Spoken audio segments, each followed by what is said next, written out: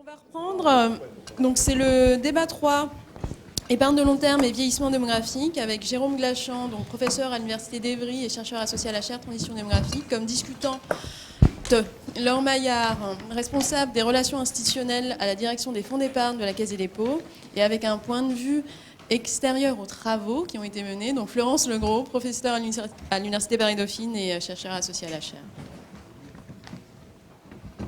Voilà, donc merci beaucoup pour cette participation aujourd'hui. Alors le thème est épargne de long terme et vieillissement démographique, et c'est vrai qu'en reprenant les différents exposés que j'ai pu faire dans le cadre de ce séminaire et puis d'autres dans le cadre de la chaire, j'ai décidé aujourd'hui évidemment de parler de l'épargne de long terme et du vieillissement démographique, mais de conclure aussi sur la question de la réforme des retraites, parce que je pense que c'est vraiment un point important.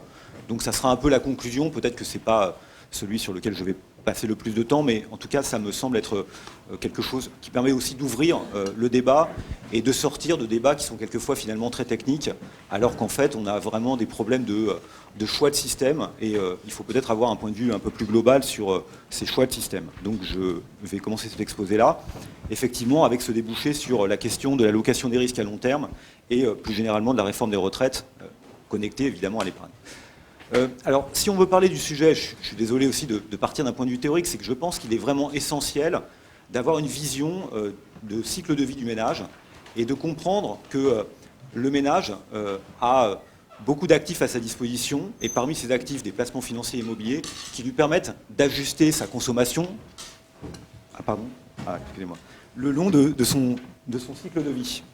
Donc, l'objectif du ménage, c'est bien sûr de lisser sa consommation par la gestion d'un portefeuille qui est un portefeuille élargi. Donc dans ce portefeuille, il y a des actifs tangibles, ceux qui sont le comportement d'épargne, donc c'est les placements financiers, les placements immobiliers, enfin ça s'arrête là. Hein. Et puis ensuite, il y a beaucoup d'actifs intangibles dont le poids est en fait beaucoup plus important pour le ménage moyen, mais aussi d'un point de vue macroéconomique.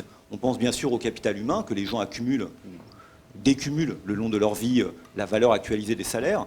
On pense aussi aux droits accumulés sur l'État-providence, qui sont à des niveaux extrêmement élevés au moment où la personne prend sa retraite, puisque c'est évidemment lié à la distribution de pension-retraite. On peut aussi penser à des éléments comme le capital santé. On voit monter de plus en plus des stratégies d'investissement. Donc je crois que ça, c'est vraiment très important de comprendre que l'épargne n'est qu'une partie, évidemment, de la stratégie d'allocation du ménage, et que le ménage a aussi d'autres leviers, alors c'est plutôt des leviers subis d'ailleurs, pour éventuellement modifier sa consommation le long de son cycle de vie. Il faut aussi prendre en compte le fait qu'il y a évidemment une stratégie d'accumulation de la part du ménage. Hein. Donc le ménage, on peut penser qu'il cherche à accumuler un patrimoine pour ensuite pouvoir continuer à maintenir sa consommation lors de sa phase de retraite, où il n'a plus de revenus du travail. Mais il y a aussi une stratégie qui est essentielle, qui est celle de couverture des risques. Donc là aussi, le ménage, il est un investisseur de long terme, avec une stratégie de couverture de ces risques, et une stratégie d'accumulation. Du coup, si on réfléchit un peu à tout ça, on comprend que l'épargne, c'est finalement une forme d'amortisseur. Il y a beaucoup d'éléments dans ce patrimoine élargi, dans ce portefeuille élargi, qui sont subis par le ménage. Le ménage ne décide pas du montant des droits accumulés sur l'État-providence. Donc en fait, l'épargne, après, apparaît comme effectivement quelque chose qui va venir compenser ou amortir quelque chose qui est malléable et qui va venir compenser ou amortir des évolutions qui sont par ailleurs largement subies par le ménage, notamment celles liées à l'État-providence. La question du vieillissement, c'est la question du risque de longévité, en fait, pour l'essentiel. Le vieillissement, il expose ce portefeuille élargi à un risque de longévité important. Alors, le risque de longévité, ce n'est pas le fait que les gens vivent plus vieux, c'est le fait que l'on constate qu'il y a une évolution non anticipée de l'espérance de vie, et qu'en fait, il y a des surprises sur ces espérances de vie. Donc, la mortalité est stochastique, et on voit qu'effectivement, il y a une réflexion, y compris chez les assureurs, en ce sens. Mais on constate aussi, d'un point de vue macroéconomique, qu'il y a une sous-estimation systématique de l'espérance de vie depuis quelques années, enfin depuis 30 ans. On a l'impression qu'il y a toujours un retard de 3 ans entre les prévisions d'espérance de vie à horizon de 30 ans et puis la réalisation effective. Comme si, effectivement, on était dans l'incapacité, d'un point de vue macroéconomique, d'avoir des idées sur cette espérance de vie. Donc on voit bien qu'il y a ce risque de longévité qui va venir peser d'un point de vue également macroéconomique. Ce risque de longévité peut être évidemment géré de manière individuelle. Il y a une composante idiosyncrasique à ce risque qui peut donc être diversifiable parmi les individus. On a parlé des produits d'annuité tout à l'heure. Enfin, on a des solutions de ce type-là. On sait très bien qu'il y a des imperfections, de l'ADN moral, de la sélection adverse. qui fait que ça ne va pas être évident. On sait aussi qu'il y a des biais comportementaux dont a parlé André sur... dès que l'on parle du risque de décès, de valeur de la vie, on voit que la rationalité des individus se transforme et cela peut poser des problèmes. Mais le risque le plus considérable, c'est le risque de longévité macroéconomique, celui qui est non diversifiable de toute façon. Donc je rappelle quelques chiffres à cet égard. Hein. On estime que la valeur des engagements de l'État-providence, typiquement qui peut être affectée par un risque de longévité et qui est bien une composante du portefeuille des ménages, la dette implicite est de l'ordre de 300%. Alors évidemment, il y a plein de manières d'estimer ce chiffre-là. Hein. Et puis si on reprend l'idée qu'il puisse y avoir une sous-estimation de 3 ans de l'espérance de vie, on voit qu'à l'horizon de 2050, cela peut représenter un risque qui correspond à 40% du PIB en valeur actuelle. Donc on voit que ce poids du risque de longévité est vraiment très présent et qu'une petite modification de l'espérance de vie a des conséquences importantes. Des économistes, depuis quelques temps, tentent de mesurer la valeur de ces engagements. Et je pense que c'est important de considérer que ces engagements sont des engagements risqués. Donc ce n'est pas forcément évident de trouver le taux d'actualisation adapté pour valoriser ces engagements. Donc il y a des travaux de Jenna Kolpos et Zeldes où justement ils tiennent compte de ces structures de risque pour aboutir à des évaluations mark-to-market, presque, de la valeur de cette dette implicite. Et je pense que c'est des travaux qu'il faut regarder de près. Si on compare cette dette implicite à la dette explicite de l'État, ben voilà, on a 90% de dette explicite de l'État, ce qui est évidemment considérable, mais on a une dette implicite qui est évidemment encore plus grande. Si on compare cette dette implicite à la richesse financière des ménages, celle que l'on pourrait peut-être mettre en regard de cette dette implicite, la richesse financière des ménages se monte à 200% du PIB en France. D'accord. Bon, alors évidemment, si on rajoute la valeur immobilière, on a des éléments supplémentaires qui permettent éventuellement de couvrir cette dette implicite, mais ce sont des éléments immobiliers. Autre élément qui va jouer sur le risque de longévité macroéconomique et sur lequel je ne vais pas m'étendre, mais qui est un thème très connu de la littérature, c'est évidemment que le vieillissement fait porter un risque de dévalorisation des actifs. C'est le phénomène qu'on appelle le phénomène d'asset meltdown. Ce que l'on constate, c'est que, ou ce que l'on a constaté, parce qu'il y a beaucoup de discussions théoriques à ce sujet, c'est que la demande d'actifs dépend de l'âge du ménage. Et donc évidemment, en fonction du vieillissement, il y a une crainte que la demande d'actifs baisse et que ceci fasse baisser le prix des actifs. Et donc au total, la valeur des actifs eux-mêmes, immobiliers et financiers, soit affectée par le vieillissement. Donc c'est aussi un phénomène qui s'ajoute au risque dont j'ai parlé sur la valeur des droits liés à l'État-providence. Alors, si, de la même manière, parce que j'ai commencé à attaquer de manière assez théorique, si on réfléchit un peu à ce portefeuille élargi, j'ai dit finalement ce qui est important, c'est de réfléchir sur le fait que le ménage, sur son cycle de vie, n'accumule pas simplement des actifs financiers immobiliers, mais aussi à d'autres composantes qui sont plus contraintes. La stratégie optimale, ce que nous enseigne la théorie, c'est que la stratégie optimale de couverture des risques, c'est d'avoir une croissance homothétique, en quelque sorte, de ce portefeuille, donc avec des stratégies de type constante mix, dans lequel on va maintenir les parts, finalement, de chacune des composantes risquées dans ce portefeuille. Donc c'est ce schéma-là qu'on doit avoir en tête quand on réfléchit à la stratégie financière des ménages. La stratégie financière des ménages et immobilière, dans un cadre théorique, voilà, un cadre très théorique, elle devrait avoir comme objectif d'essayer de maintenir les parts de chacune des composantes de l'actif pour pouvoir avoir une exposition au risque qui soit le plus diversifiée possible parmi ces parts. Donc ça signifie évidemment que si la part typiquement liée à la dette implicite de l'État augmente, si elle devient plus risquée, il va y avoir évidemment des compensations et des stratégies de couverture des risques de la part des ménages. Et cela va le conduire à réduire sa tolérance au risque et certainement aussi son exposition à des actifs financiers risqués. Donc ça, c'est quelque chose qui me semble fondamental, c'est d'expliquer que dans le phénomène de vieillissement, il y a ce risque de longévité macroéconomique qui est considérable, que l'on n'arrive pas à gérer, que les ménages n'arrivent pas à gérer, et de manière naturelle, les droits sur l'État-providence devenant plus risqués, les actifs risqués devenant eux-mêmes plus risqués, la réaction naturelle, évidemment, c'est de réajuster le portefeuille en se tournant vers des actifs qui sont sécurisés. Donc, effectivement, cette demande de sécurité de la part des ménages. Quelles conséquences ça a ? Ça a des conséquences macroéconomiques importantes. On voit une baisse du taux de certains, une augmentation de la prime de risque, les gens ne veulent plus prendre de risques. On voit aussi se mettre en place une forme de thésaurisation. Il n'y a pas que dans les pays développés, il n'y a pas qu'en France, mais il y a aussi sur la planète tout entière. Donc ça participe à un régime mondial d'épargne abondante, mais une épargne qui ne peut pas prendre de risques, donc ça c'est très important. Et puis ça crée une discordance généralisée des horizons, parce que finalement les gens vivent plus vieux, donc on pourrait penser que quelque part ils veulent plus se projeter, veulent plus prendre de risques. Mais en fait, ce n'est pas le cas. Ça va bloquer la croissance, simplement par une forme de refus du risque. Alors, qu'est-ce qu'on peut dire de ce point de vue-là, puisque j'étais très général sur les ménages français? Les ménages français, ils ont cette maladie. Hein. On voit ça. D'abord, ils ont un taux d'épargne qui est élevé. Donc, je ne vais peut-être pas reprendre tous les éléments, mais ils ont une part considérable de leur actif qui est investi dans le patrimoine immobilier. J'ai juste pris un dessin ici. Alors, j'aurais dû le réactualiser. J'ai peut-être été un peu... mais c'est juste pour signaler ça, pour signaler que voilà, les ménages français, parmi cette liste de pays, donc 6 grands ou 7 grands pays industrialisés, ce sont les champions du monde, enfin champions de ces pays-là, pas du monde peut-être, du placement dans la richesse immobilière. Donc on a un partage 1/3, 2/3 de notre richesse totale des ménages entre patrimoine immobilier et patrimoine mobilier. C'est moins le cas dans d'autres pays, comme on peut le voir, on est effectivement de ce point de vue-là dans une situation relativement singulière. On a une montée de l'assurance vie, ça a largement été décrit. On a un dynamisme aujourd'hui de l'épargne garantie sur livret. Donc on voit bien qu'il y a un contexte général de vieillissement, mais il y a aussi peut-être un problème français qui est plus lié à cette question du désir de sécurisation de l'épargne. Donc pour moi, d'où vient le problème? Le problème, il vient sur le fait qu'on a une incapacité en France à ancrer les anticipations sur le devenir de l'État-providence. Donc on a un contexte de vieillissement, il y a un danger, alors je suis peut-être provocateur, d'éclatement de la bulle de la répartition, mais c'est comme ça qu'elle est un peu fondée. On a une nécessité, tout le monde le sait, d'ajuster la dette implicite, les 300% dont j'ai parlé, elle est plus viable compte tenu des taux de croissance qu'on a et des taux de croissance démographique. Donc évidemment, tout ça fait que le ménage français, ou le ménage, a tendance à se replier sur de l'épargne très sécurisée. Ça a deux conséquences, c'est ce que j'appelle la double peine. Première peine, c'est une pénurie de capitaux longs pour l'économie française. Bon, c'est un sujet assez connu.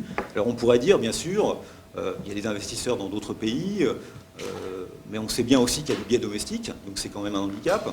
Et puis ce qu'on peut penser aussi, c'est que les capitaux longs, c'est la richesse stratégique des nations, dans le sens où il ne faut pas simplement avoir des capitaux, mais il faut aussi avoir le contrôle des entreprises, éventuellement du pays en question, et peut-être répondre ça à la question de l'Europe. C'est aussi évidemment un facteur de croissance molle. Deuxième peine qui me paraît aussi importante, et enfin, qui est complètement liée à ça, hein, qui est que le schéma de partage intergénérationnel des risques aujourd'hui est bloqué. Et les gens ne veulent plus, les ménages, ne veulent plus prendre de risques à court terme, mais en prennent à long terme, parce qu'on est dans un système qui ne leur permet pas d'assurer le long terme. Donc on voit bien qu'on a une forme de glissement, finalement, d'un système qui est un système de répartition qui doit fonctionner sur un système de prestations définies, mais qui devient de plus en plus un système de cotisation définie. Donc le système de répartition tel qu'il est ne nous permet pas d'échapper, à l'instar de ce qui peut se passer dans les pays anglo-saxons, dans des pays qui ont vraiment été vers la capitalisation, ne nous permet pas d'échapper finalement à ce glissement de la prestation définie vers la cotisation définie. Donc ça, c'est vraiment très important parce que c'est le facteur qui vient bloquer. Donc évidemment, je terminerai en expliquant comment en sortir. Comment en sortir? Il faut s'attaquer effectivement à l'actif qui représente 200 ou 300% du patrimoine des ménages, et beaucoup plus au moment où ils prennent leur retraite, puisque c'est le moment où cette composante du patrimoine est la plus importante. Il faut redéfinir l'actif retraite. Quand je dis l'actif retraite, c'est le droit à la retraite, parce que c'est cet actif qui forme un socle et qui permet, en tant que boussole, d'orienter le choix des ménages en matière d'épargne. Donc je pense que ça, c'est vraiment quelque chose qui est absolument essentiel. On peut toujours discuter de plein de mesures techniques à prendre sur la réorientation de l'assurance vie, etc. Mais au-delà de ça, je crois que c'est indispensable de casser quelque chose. Ce phénomène existe depuis longtemps. Il y a quelque chose à faire qui doit vraiment tenir à des réformes qui sont des réformes structurelles. Donc le principe, c'est gérer les risques macroéconomiques, les reconnaître, et donc parmi ceux-là, le risque de longévité. Donc c'est reconnaître l'existence de ces risques, ne pas les nier, et puis les signaler aux ménages, ce que l'on ne fait pas entièrement, les réduire par diversification, parmi les économies, sans l'illusion de les faire disparaître, ne pas se nourrir de l'illusion du prestation définie pour tout le monde, et puis les répartir parmi les générations. Il y a 3 dosages à combiner pour ça, l'équilibre entre répartition et capitalisation, la question ensuite de la liberté individuelle ou des contraintes collectives, quel degré de liberté pour chacun, et puis la question de prestation définie contre cotisation définie, le niveau de sécurité que l'on veut mettre dans le système.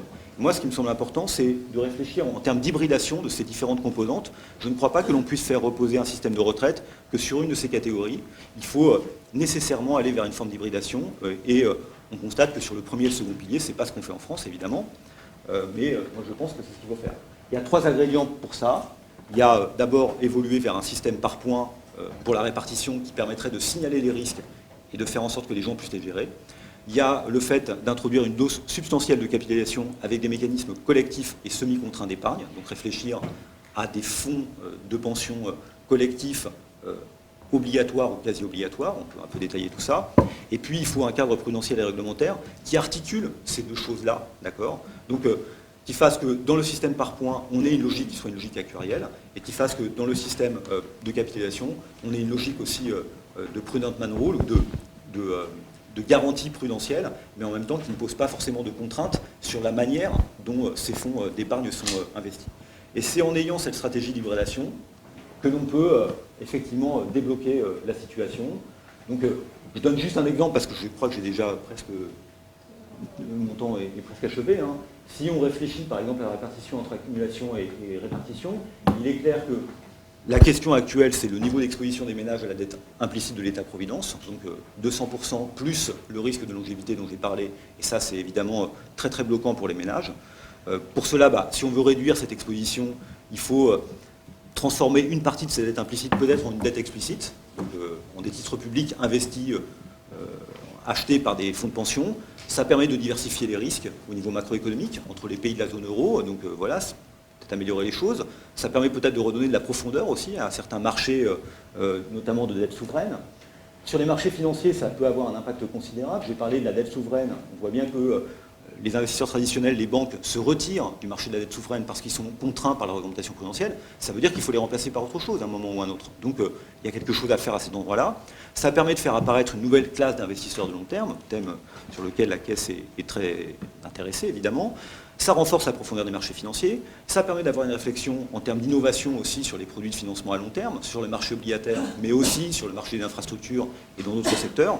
Et puis c'est peut-être l'occasion aussi, parce que finalement les Allemands ont une position qui n'est pas si différente de la nôtre, d'avoir des initiatives européennes qui sont conjointes sur ces sujets-là, puisque, encore une fois, quand je parle de diversification internationale des risques macroéconomiques, il y a un aspect ici qui est peut-être un aspect qui se joue au niveau européen.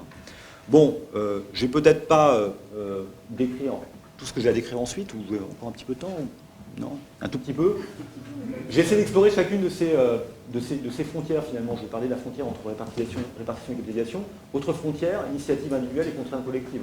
Donc, il y a beaucoup d'arguments en faveur de la réduction du libre arbitre en matière de retraite, et y compris en matière de capitalisation. On peut avoir des formes de capitalisation contrainte, et c'est en ces termes-là que je veux poser le débat. Il y a l'aléa moral, bien sûr. Il y a aussi une forme de paternalisme libéral pour répondre aux biais comportementaux dont je vais parler. Hein. Et puis, il y a aussi une volonté de...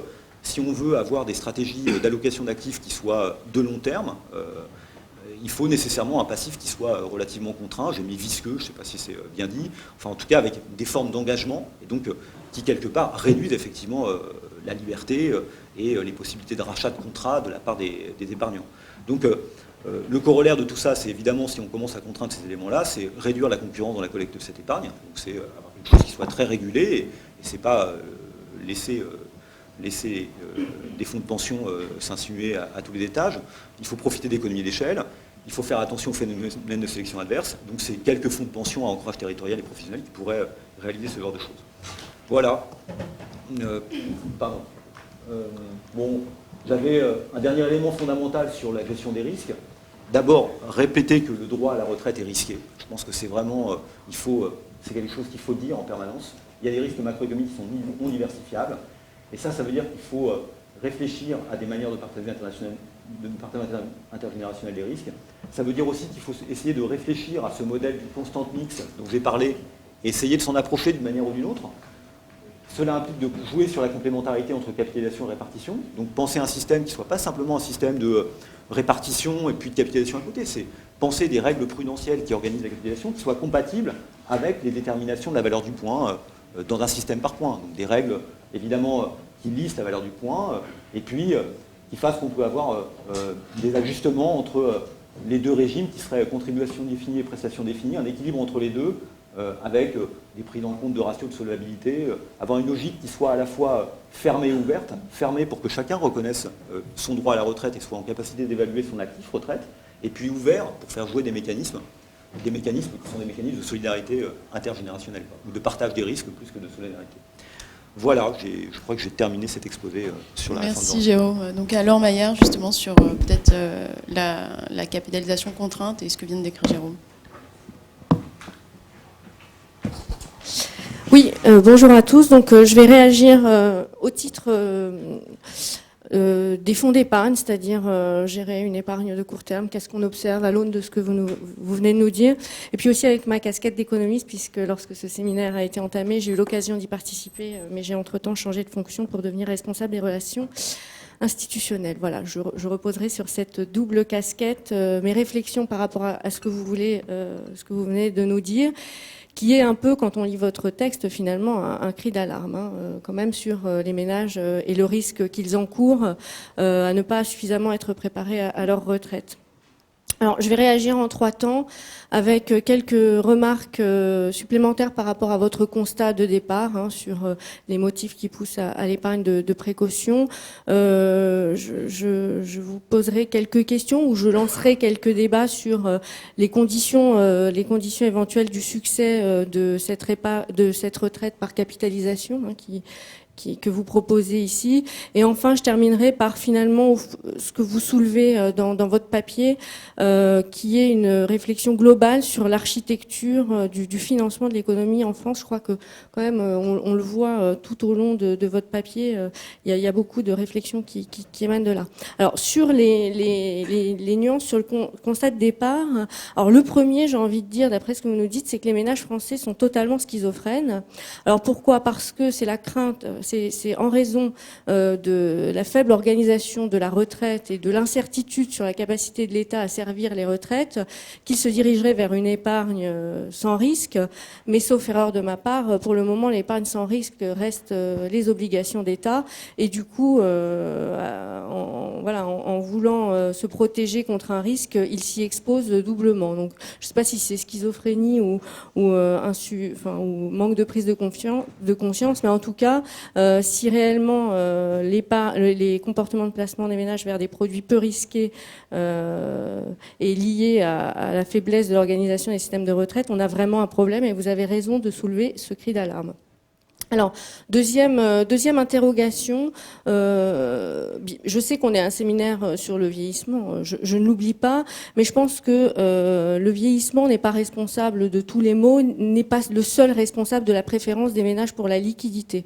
Quand on regarde le stock d'épargne des ménages, les placements sur la liquidité restent faibles en proportion. D'ailleurs, en Europe, les placements financiers pour la liquidité en France ne sont pas supérieurs à la moyenne de la zone euro. Selon les données d'Eurostat, on a 88% du RDB en France sur des placements liquides contre 108% sur la moyenne de la zone euro. Ce qu'on peut constater quand on regarde les chiffres qu'on a sur le livret A, voilà, petit témoignage, on a eu une nette accélération de la collecte sur le livret A ces dernières années. Alors en 2008, c'est parce qu'on a généralisé le système, donc on ne savait pas tellement l'impact crise ou banalisation, mais en 2011, on a quand même une preuve supplémentaire que les ménages, s'ils préfèrent la liquidité et les supports d'épargne liquide, c'est bien pour se protéger d'un contexte économique qui est, il faut l'avouer, quand même extrêmement difficile. Voilà, c'est juste une nuance sur le constat de la liquidité vieillissement. Il y a aussi un contexte économique, de crise financière, de défiance envers les actifs risqués, je crois que vous allez en parler ensuite, et puis de défiance un peu plus générale envers le système financier, voire les intermédiaires financiers.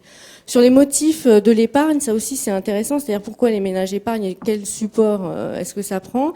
Alors là, quand on regarde une enquête réalisée par le Crédoc en 2011, c'est assez intéressant de voir en fait quelle est la part de l'épargne que constituent les ménages pour le motif de la retraite, parce qu'au final, quand on parle du vieillissement, on a l'impression que c'est central, mais les ménages répondent pour me protéger d'un coup dur à 50%, pour la transmission à 16% et pour préparer ma retraite à 14%.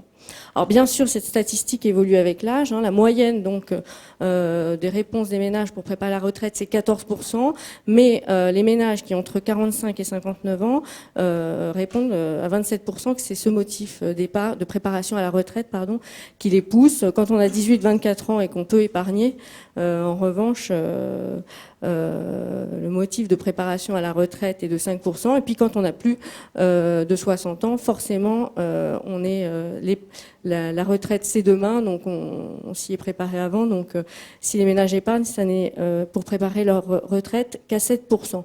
Voilà, en gros sur l'analyse du comportement d'épargne en lien avec la retraite et le vieillissement, ce que je voulais souligner comme question et qui reviendra dans celle que je soulèverai dans la troisième partie, c'est peut-on finalement lutter contre la nature de l'épargnant? Parce que quand on mêle donc vieillissement, conjoncture, crise, question sur les actifs risqués, motif de l'épargne, on se pose la question, est-ce qu'on peut lutter contre l'aversion au risque de l'épargnant et la place du coup des intermédiaires financiers dans cette transformation de l'épargne que vous proposez.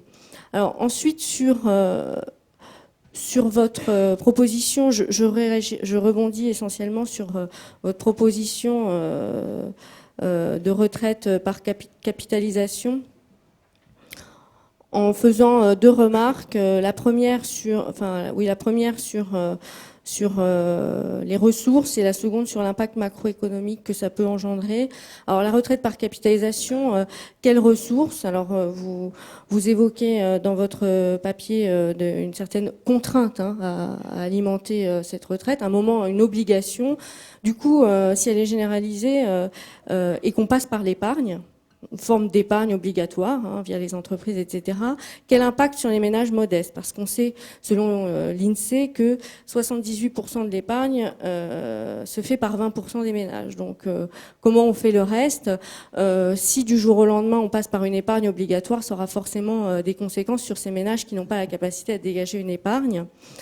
Vous proposez d'ailleurs plutôt vous proposez davantage un système type FRR, donc adossé soit à des ressources naturelles, mais malheureusement on n'a pas encore découvert de pétrole en France, soit à des ressources fiscales. Mais alors là, il faut réouvrir, soit des ressources fiscales, donc là il faut réouvrir le débat sur soit la réallocation d'une ressource fiscale qui est déjà dédiée. On connaît en ce moment, les débats budgétaires ont lieu en ce moment et on sait qu'ils sont très contraints, soit à la création d'un nouvel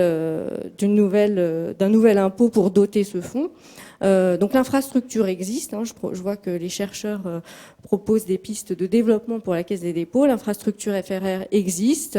Les réflexions sur son allocation d'actifs sont faites. Donc autant l'utiliser bien sûr, mais se pose la question des ressources que je viens de souligner. Et puis la deuxième question qui se pose, c'est celle de l'impact macroéconomique. Ça découle naturellement de ce que je viens de dire, c'est-à-dire si on mobilise de l'épargne obligatoire aujourd'hui pour des ménages, quel impact à court terme dans une conjoncture déjà fragile, d'obliger les ménages à arbitrer en faveur de l'épargne.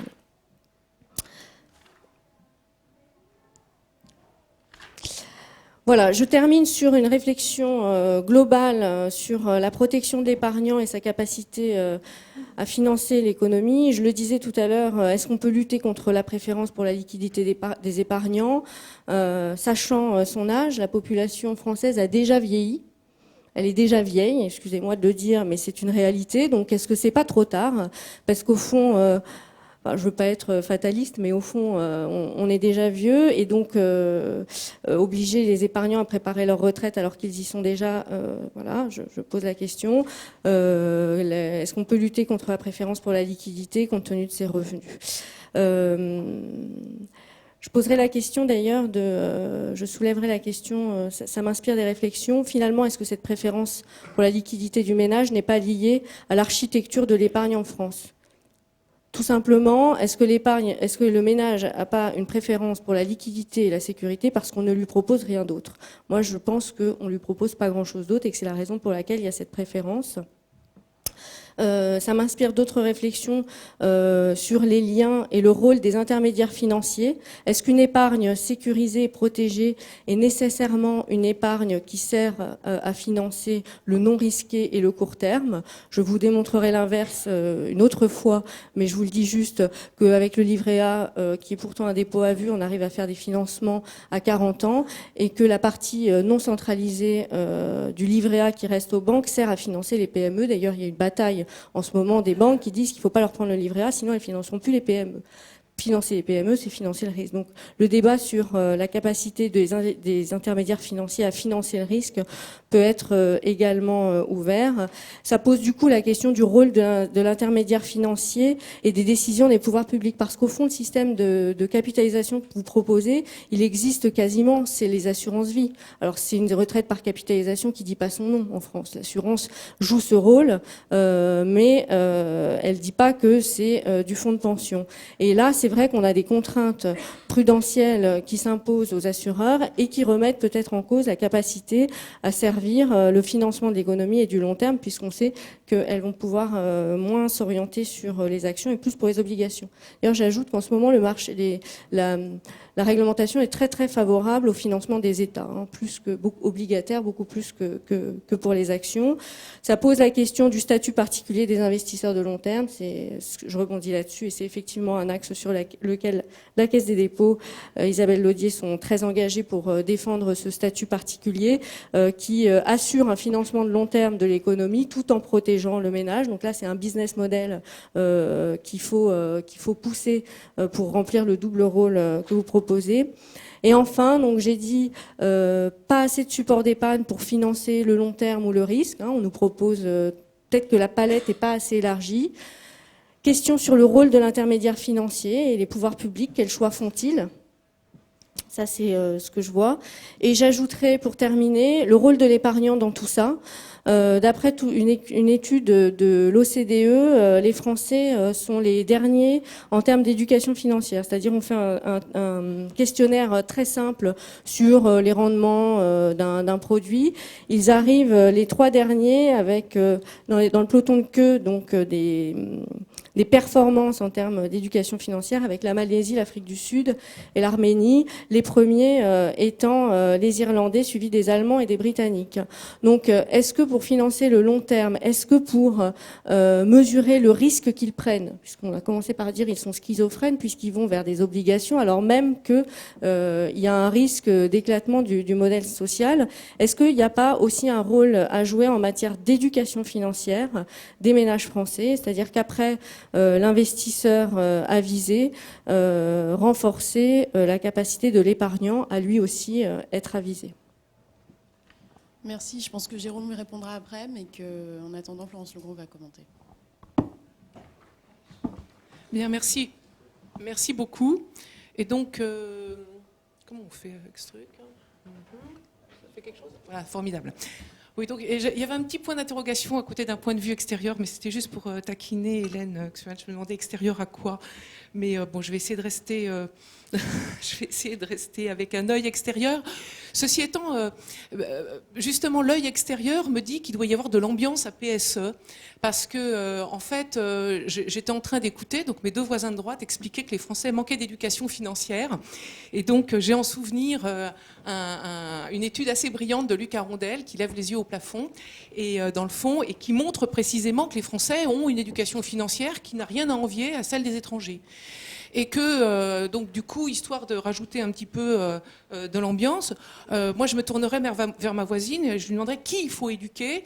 Alors, évidemment, BAL 3 est un peu responsable, mais on observe quand même qu'en ce moment, on inonde les gens, effectivement, d'actifs sans risque, des comptes à terme, etc., rien que pour faire du bilanciel.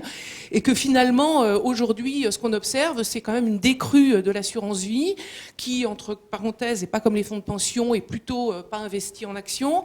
Mais on observe une décrue de l'assurance vie et avec une montée de ces liquidités. Et là, il me semble que c'est plutôt un effet d'offre, c'est-à-dire qu'en fait, on a effectivement des réseaux qui cherchent qu'à gaver les épargnants plutôt qu'un déficit d'éducation financière de la part des épargnants. Ça va, Luc ? Ça va mieux ? Bon. Non, mais, voilà. Sinon, il va pas bien après.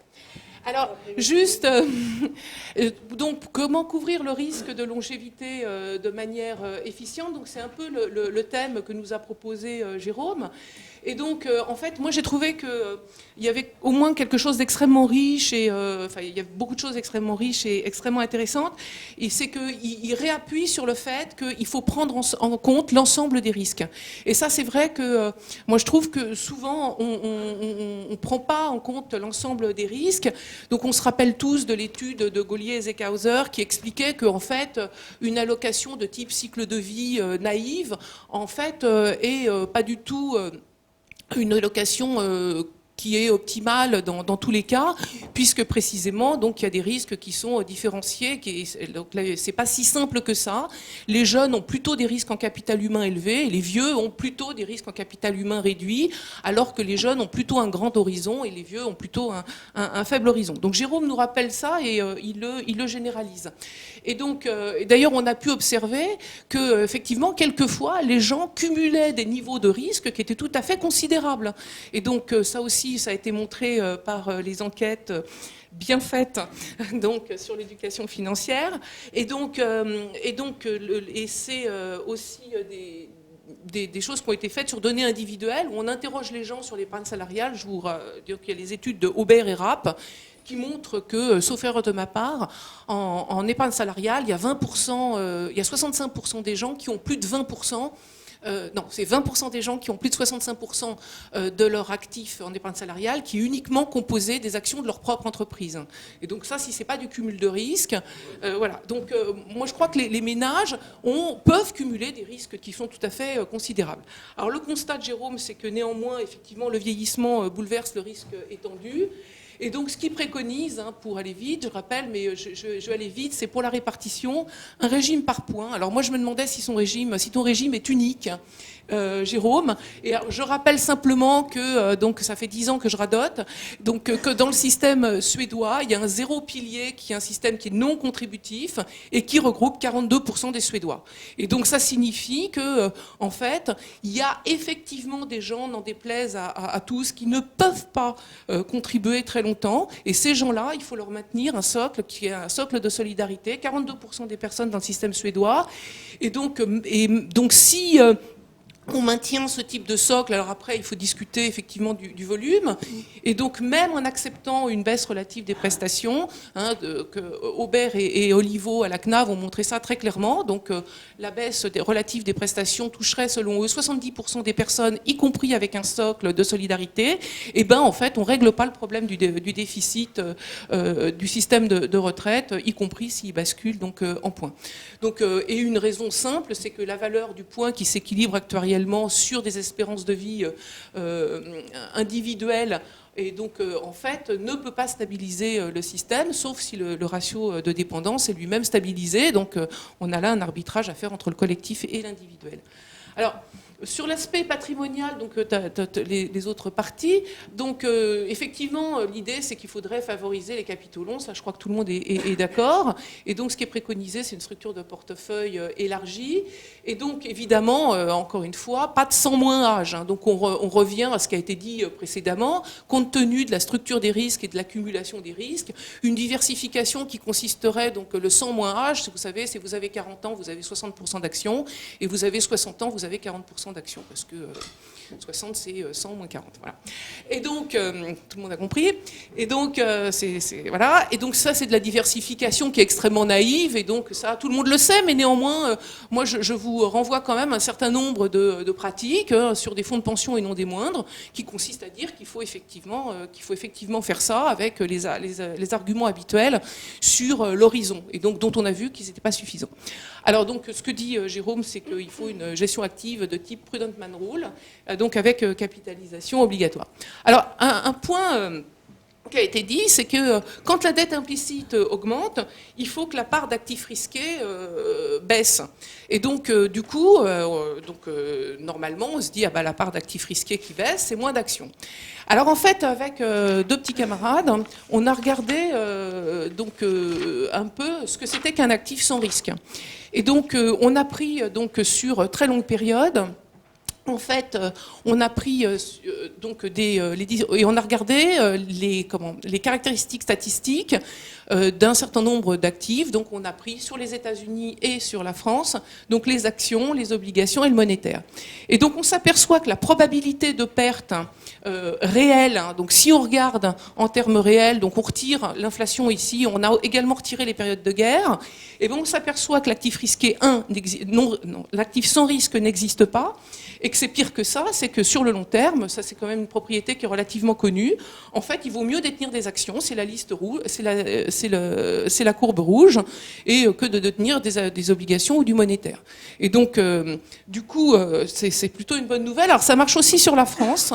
Sur la France on voit qu'on a un peu plus de mal avec les actions à arriver au risque zéro, puisqu'on arrive au bout de 24 ans de détention, mais donc c'est complètement cohérent avec un actif retraite. Et donc, en revanche, que l'obligataire et le monétaire, on a un risque de perte réel qui augmente avec la durée de détention, et donc on a une augmentation qui est pas négligeable. Donc, si on croit à ça, ça permet allègrement de régler le problème de la pénurie de capitaux longs et de dire en même temps qu'on ne prend pas de risque. Alors, juste 2 autres remarques. Donc, on a continué notre petite étude statistique. Et ce qu'on observe, c'est que non seulement l'action est l'actif à long terme le moins risqué, mais en plus de ça, la réduction du risque est plus rapide qu'avec une loi normale. Donc c'est nos courbes en pointillés rouges. Et donc, en fait, on a un risque qui décroît très nettement avec la période de détention, mais encore plus que la loi normale. Et donc, on a une distribution très intéressante de ces statistiques, de ces rendements réels. Donc, en fait, ce qu'il faudrait, donc, ce qu'on réconcilie tout le monde en disant qu'il faut une allocation riche en actions. Alors donc, évidemment, le problème, c'est donc pour quel dosage et quel timing. Et donc, l'augmentation... Alors, l'autre question, c'est de revenir à ce que disait Jérôme tout à l'heure, compte tenu de la variation des risques, et c'est-à-dire de la proportion de risques dans la période sous revue, c'est-à-dire qui va en gros de 20 ans à 90 ans. En fait, la question, c'est de savoir comment on dose cette part d'action. Et donc, de toute façon, quoi qu'il en soit, si on procède à une allocation dite de cycle de vie, la part d'action doit évidemment être plus importante que ce qu'on voit aujourd'hui, et même que ce qui est préconisé traditionnellement. Et évidemment, les titres publics, la somme, doivent être beaucoup plus faibles que dans le 100 - âge. Donc tout ça plaide en faveur d'un arrêt de la diversification naïve. Et je vous remercie. Merci. On va peut-être laisser Jérôme répondre, parce qu'il y a eu pas mal de questions, et puis après on prendra des questions.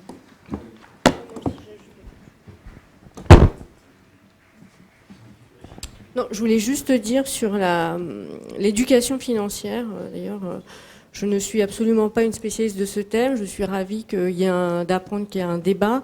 Alors, je citais sources OCDE et AMF, les 2 études qui ont été publiées à peu près conjointement sur des données de 2011. Et voilà, je regarderai avec attention également les conclusions d'études Arondel sur ce sujet, parce que pour le coup, l'étude sur l'AMF réalisée avec le CREDOC était assez catastrophiste en la matière. Donc voilà, je voulais pas spécialement ouvrir ce débat ni le trancher, mais je cite mes sources et je pense que du coup c'est bien de préciser.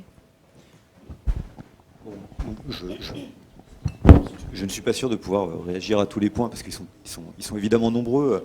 J'en ai noté quelques-uns qui me semblent quand même importants, notamment sur un point qui me semble important, c'est la question de l'assurance vie et des fonds de pension. Il est évident, et tu l'as rappelé tout à l'heure, Florence, je crois que l'assurance vie est à 80% du placement obligataire, à 20% de l'action, alors qu'il y a dans les fonds de pension, en tout cas, il peut y avoir des mouvements maintenant qui sont un peu inverses, davantage d'actions. Ce qu'il faut comprendre, c'est que non seulement les actions ont peut-être des bonnes propriétés, comme tu l'as montré, de mine-réversion, qui fait qu'à long terme, ça peut être un placement qui est plus intéressant si on dispose d'un horizon plus long, mais ils ont aussi une capacité à couvrir davantage des risques, comme les risques d'inflation, s'il n'y a pas d'obligations indexées, et les marchés d'obligations indexées ne fonctionnent pas très bien.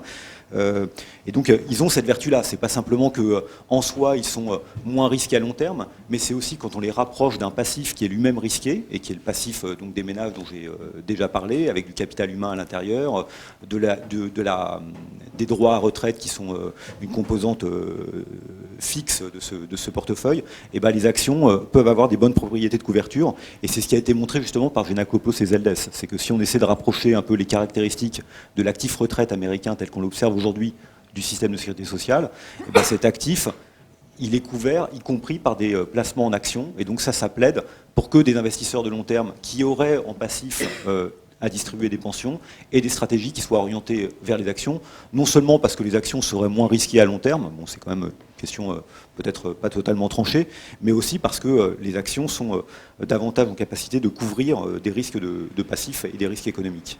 Voilà, donc ça c'est un point qui est important. Ça rejoint aussi un autre aspect que vous avez évoqué sur la question de l'exposition des Français à la dette de l'État. Dans le système de l'assurance vie tel qu'il existe, les assureurs vie évidemment diversifient dans la zone euro leurs obligations. Donc les ménages français ne sont pas, ils sont évidemment, ils ne sont pas exposés que à la dette française, mais ils sont aussi exposés à la dette italienne, grecque et puis peut-être allemande aussi. Donc ils ont cette capacité à diversifier, et ça c'est quand même un avantage d'une dette explicite par rapport à une dette implicite. Une dette implicite détenue sur l'État-providence, elle n'est pas transnationale. On ne peut pas aller du côté des Allemands. Donc une dette explicite qui, elle, est détenue par un assureur de long terme, ou par un investisseur de long terme, elle est transnationale, et il peut y avoir des stratégies de diversification, y compris, bon, peut-être pour des petits risques, mais c'est quelque chose qui peut jouer, et qui est aussi un aspect important si on cherche à réfléchir au fait que, compte tenu de Bâle 3 qui se met en place, etc., sur les marchés de dette souveraine, on peut aussi avoir un retrait des banques, notamment, et que quelque part, et des compagnies d'assurance vie, parce que peut-être ça va se durcir sur Solvency 2 par rapport à la détention d'obligations souveraines, ce qui n'est pas le cas aujourd'hui, mais ça pourrait le devenir. Donc on a besoin d'autres investisseurs qui, eux, pourraient prendre en charge cette dette explicite. Donc le switch d'une partie de la dette implicite vers la dette explicite n'est pas complètement exclu non plus, et peut-être un petit levier sur lequel on peut jouer. Peut-on lutter contre la rationalité de l'épargnant ? Enfin, moi je pense que... j'ai l'impression que pas totalement. C'est pour ça que le système, et on voit bien que les ménages français n'évoquent pas la retraite comme première cause d'épargne, peut-être, mais en même temps ils sont très inquiets sur le devenir du système de retraite. Donc cela montre bien qu'il y a une forme peut-être d'irrationalité et qu'on a besoin de mettre en place une certaine forme de paternalisme. On voit que les expériences fiscales qui ont été montées, le PERP, enfin, notamment le PERP, où on a des avantages fiscaux importants qui sont quand même liés au PERP, ne suffit pas à ce que le PERP se développe de manière très importante. Donc ça ne répond pas à un besoin des gens. Enfin, en tout cas, ils ne le conçoivent pas comme tel, même si ça s'est développé. Pas suffisamment. Donc ça signifie qu'il faut aller plus loin et qu'il faut certainement trouver des mécanismes qui permettent de davantage contraindre les gens. En Allemagne, ils ont développé des plans d'épargne retraite dans lesquels on accorde un abondement forfaitaire lorsqu'on ouvre le plan de retraite. C'est aussi fait pour attirer des revenus modestes vers ce type de produits, c'est les plans Riester. Bon, ils sont diffusés, mais ils sont peut-être insuffisamment diffusés. Aux États-Unis, on sait qu'on a beaucoup joué sur les clauses automatiques ou pas automatiques d'options pour rentrer dans les plans ou ne pas rentrer dans les plans. Donc c'est sur ce type de dispositif qu'il faut s'appuyer, et puis effectivement accepter de toute façon qu'il y ait une forme de contrainte, parce que je pense, malgré l'ingénierie financière du livret A, je pense que malgré tout, toute personne, il peut y avoir un run sur les livrets A du jour au lendemain. Donc ça peut exister aussi. Tout à fait. Et ça a existé. Donc on voit bien que même s'il peut y avoir une certaine stabilité de la base et un passif qui est relativement visqueux, etc., quelque part, si vous n'avez pas derrière des formes de contraintes, et c'est bien ça la force des fonds de pension, des formes de contraintes, et ben vous ne pouvez pas asseoir une allocation stratégique de qualité. Et en France, effectivement, l'épargne vie, les clauses de rachat sont quand même assez importantes. L'épargne vie n'a pas été designée pour servir à la retraite, elle a été faite pour servir à beaucoup de choses, dont la retraite, donc elle n'est pas un produit spécifiquement retraite, elle essaie de se transformer en cela. Et évidemment, ça la fragilise dans son allocation d'actifs. Donc, si on veut sortir de ça, si on veut effectivement faire en sorte que les ménages français soient plus riches financièrement, on ait plus de capitaux longs, on est obligé de réfléchir à d'autres investisseurs, et ces autres investisseurs doivent s'appuyer sur une législation qui soit plus contraignante que celle qu'on a actuellement. C'est un point que j'ai rajouterai aussi, c'est que la France, non seulement les ménages français ont beaucoup de patrimoine immobilier, donc ça veut dire que le patrimoine immobilier est bien valorisé en France, parce qu'il y a la valeur des terrains et la valeur de la construction. Il y a on peut toujours peut-être penser qu'on est un pays où les gens aiment bien la propriété, mais il peut y avoir des aspects aussi de valorisation sur ce type de marché, notamment des terrains, où les gens utilisent ça davantage comme une réserve de valeur que comme un moyen d'investissement. Donc ça, c'est un point sur lequel il faut réfléchir. Mais ensuite, on constate quoi ? On constate que l'épargne financière, le patrimoine financier des ménages, même s'il est, j'ai donné le chiffre tout à l'heure, à 200% du PIB, 300%, 200% du PIB, c'est quelque chose qui, par rapport à d'autres économies, est relativement faible. On n'est pas là non plus dans le peloton de tête. Donc on doit faire en sorte que l'on ait plus d'épargne financière disponible, et que dans cette épargne, il y ait plus d'épargne de long terme. Voilà. Bon, j'arrêterai peut-être là. Je sais pas, bon, il y a d'autres choses qui ont été... Peut-être que tu peux arrêter comme ça, on peut prendre quelques questions et tu auras le temps de répondre après. Alors, est-ce qu'il y a des questions? Oui, tout au fond.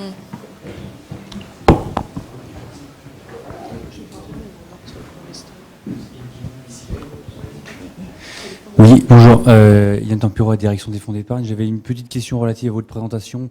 Vous avez présenté les résultats sur long terme sur les actions américaines. Est-ce que vous avez reproduit le même genre de travail sur l'économie japonaise? Parce que peut-être que là, ça nous amènerait à poser un point d'interrogation de plus, même si ça ne va pas dans le sens des actions. C'était la première partie de ma question. Et la deuxième partie de ma question, beaucoup plus générale, est-ce qu'il est raisonnable qu'une génération épargne pour acheter des titres d'État, hein? C'est-à-dire que est-ce qu'une génération doit s'endetter à 3% aujourd'hui pour placer à 3%? C'est valable si on est dans le cadre du fonds de réserve et l'État s'endette à 3% et puis utilise ça en tant que levier dans le cadre d'un fonds de réserve pour les retraites ou dans le cadre d'une réorientation de l'épargne comme dans le livret A. Voilà, cette réorientation de l'épargne sur le financement obligataire, moi, me paraît ne pas être forcément porteuse. Voilà. Oui. Ce que propose Jérôme, moi j'ai l'impression qu'avec le système à points, quand même, ça rejoint beaucoup la Suède, qui est plus en compte notionnel.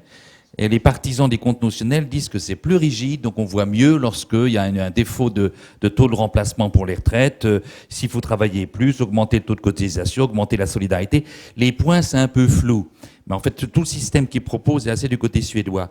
Alors ma deuxième question, c'est plus du côté la droite, les ménages, hein, vraiment du côté des ménages, y compris des ménages qui n'y comprennent pas grand-chose comme moi.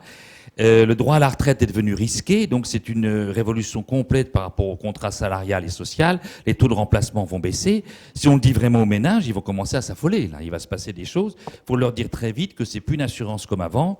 Et ça va poser des problèmes de transition parce que les jeunes vont pouvoir s'en sortir. Donc je pense que les taux de remplacement ont baissé. Il faut quand même passer par une euthanasie des rentiers de l'État-providence auquel je me dirige. C'est-à-dire que la phase de transition est importante et que pour que ça passe bien, il faut générer quand même un peu d'inflation avec des pensions qui ne s'ajustent pas. On ne s'en sortira pas. Ou alors on joue plus sur la contrainte. Les gens doivent travailler plus longtemps, etc. Mais autrement, je pense que dans la transition, c'est ce qui permettrait à l'État-providence de survivre. Et si on est sur cette ligne de pensée, il faut une euthanasie des rentiers de l'État-providence dans lequel je vais bientôt rentrer. Moi, je vote pour l'euthanasie des rentiers. Est-ce qu'il y a d'autres questions? Oui, Luc. Ah ben Luc est arrivé. Je me suis réveillé, oui. Jérôme, oui, sur le rapport sur le goût des Français, des ménages français, des épargnants français, le goût qu'ils auraient pour l'immobilier. Il faut quand même relativiser un peu les choses, parce que si tu regardes le taux de résidence principale, donc sur les 20 dernières années, il a énormément bougé, quoi. Il fait autour de 50-55%, ce qui veut dire quoi? Pourquoi le rapport s'inverse? C'est parce que simplement, tu expliques la hausse des patrimoines donc, sur les 10 dernières années. Pour les 2 tiers, c'est uniquement la bulle immobilière. Donc dire que les Français ont vraiment un goût modéré pour les liquidités, etc., il faut quand même relativiser les choses, sachant que le patrimoine financier, il a augmenté. Hein, donc il y a ça. Alors ce qui concerne l'éducation financière, effectivement, je suis sûr que si je posais les questions dans la salle pour juger de l'éducation financière des gens, je pense qu'il y en aurait au moins 1 sur 2 qui répondrait mal aux questions, parce que c'est des questions un peu simpliste, mais c'est un peu des pièges, c'est une sorte de calcul un peu bizarre. Bon, et puis bon, si les Irlandais savent mieux calculer que nous, oui, c'est vrai que bon, quand on voit l'état de l'économie irlandaise, c'est pas forcément un succès. Et puis bon, on a eu l'éducation sexuelle, on a maintenant l'éducation financière. Bon, on peut aller aussi plus loin. Ma voiture, moi, elle est chez le garagiste. Je suis sûr que je vais me faire avoir. Bon, mais bon, on peut aussi faire d'éducation mécanique. Voilà. Bon, on va peut-être laisser Florence Legros répondre sur la partie données japonaises et puis ensuite Jérôme. Alors sur les données japonaises, en fait, pour vous dire, tout vous dire, d'abord, en fait, il se trouve qu'on est remonté jusqu'en 1875, et quelque chose que j'ai oublié de dire, c'est que l'originalité du truc, c'est que c'est dividende réinvesti, contrairement à ce qu'on voit généralement. Et donc, je ne sais pas quel était l'état de la bourse de Tokyo en 1875. Voilà. Ceci étant, Hélène Tsehan se tient à votre disposition pour vous faire un prix pour une étude sur la bourse de Tokyo depuis 1875. On s'arrangera. Donc voilà. Alors sur juste une question qui n'était pas vraiment, qui m'était pas vraiment posée, mais qui est une remarque d'André, je trouve sur la dilution des messages. Et ça c'est vrai que c'est tout à fait intéressant. En fait, le problème du système de retraite, c'est que c'est quand même très lié à la politique. Je mets personne en cause, mais pendant toutes les campagnes électorales, on entend « nous avons sauvé le système par répartition ». Et donc, on comprend bien pourquoi. Sauf que, évidemment, c'est pas vrai. Et alors, ce qu'on observe d'ailleurs, il y avait dans la thèse d'Antoine Boziot, en fait, il montre très bien d'ailleurs que, en fait, contrairement à ce qu'on peut penser, c'est qu'à chaque fois qu'il y a une réforme et que le taux de remplacement baisse, en fait, le taux d'épargne baisse. Pourquoi ? Parce qu'en fait, on explique tellement aux gens qu'on a sauvé le système de retraite, qu'ils y croient, enfin voilà, ils sont assez naïfs voilà, pour le coup, et il faut aussi de l'éducation à la retraite et à la politique. Et donc... Et du coup, en fait, on voit ça. Et donc, on voit bien qu'il y a un vrai problème de dilution des messages. Et pour le coup, effectivement, mais ça vient du statut du régime de retraite, quoi. Enfin, c'est qu'il y a un discours politique qui fait que les ménages sont un peu désorientés. Et alors c'est amusant parce qu'on voit donc dans l'étude de Boziot, et on peut la prolonger, on voit le taux d'épargne qui baisse chaque fois qu'il y a une grosse réforme du régime de retraite pendant l'année d'après. Donc moralité, pour relancer la consommation, il suffit d'une réforme par an. Et donc, alors juste, puis après, ça c'était aussi une remarque sur sur la préférence immobilière des Français. Juste pour en revenir au fonds Riester, je voudrais quand même dire un truc, c'est que quand ça a été introduit, en fait, ça n'a pas du tout marché, les fonds Riester. Ça a marché le jour où on a autorisé l'immobilier dans le fonds. Et donc, du coup, ça montre bien que la préférence pour l'immobilier qu'il faut effectivement tempérer, en fait, elle n'est pas uniquement franco-française. C'est qu'il y a un truc naturel. Et donc, Riester, ça marche depuis qu'il y a de l'immobilier dedans. Voilà. Et pardon d'avoir abusé, je passe la parole. Je vais dire... alors, sur la question de Luc à propos de la bulle immobilière, l'idée un peu générale, c'est effectivement de faire remarquer que la bulle immobilière ne tombe pas non plus totalement du ciel et que quand on a un marché d'actifs dans lequel on a une demande et on a une offre qui ne suit pas ou qui peut être une pure rente lorsqu'il s'agit de terrain, et donc on voit aussi pourquoi effectivement les prix peuvent augmenter. Cette bulle n'est pas complètement là par hasard, enfin, elle est aussi endogène au système. Donc elle est bien présente dans ces effets dans les effets dont j'ai parlé sur la composition du patrimoine des ménages. Juste passage. Sur la question de André sur l'euthanasie des rentiers, etc. Je pense que c'est important de comprendre que effectivement les mécanismes des répartitions tels qu'on les a mis en place, on les a mis en place dans un contexte historique particulier. Aux États-Unis et en France, qui était un contexte de croissance, qui était un contexte aussi de générations qui ont été heurtées et par la guerre, par une crise économique très profonde. Et donc, quelque part, il y avait aussi une forme de justice intergénérationnelle, et c'en est une parfaite illustration, à mettre en place un système de ce type à ce moment-là. Le problème, c'est qu'aujourd'hui, les circonstances macroéconomiques de long terme ne sont plus les mêmes, et on a ce phénomène de vieillissement qui est présent. Donc, je ne crois pas que le système de protection sociale, ce système de partage intergénérationnel des risques, il doit s'adapter aux risques, aux épisodes historiques tels qu'on les voit.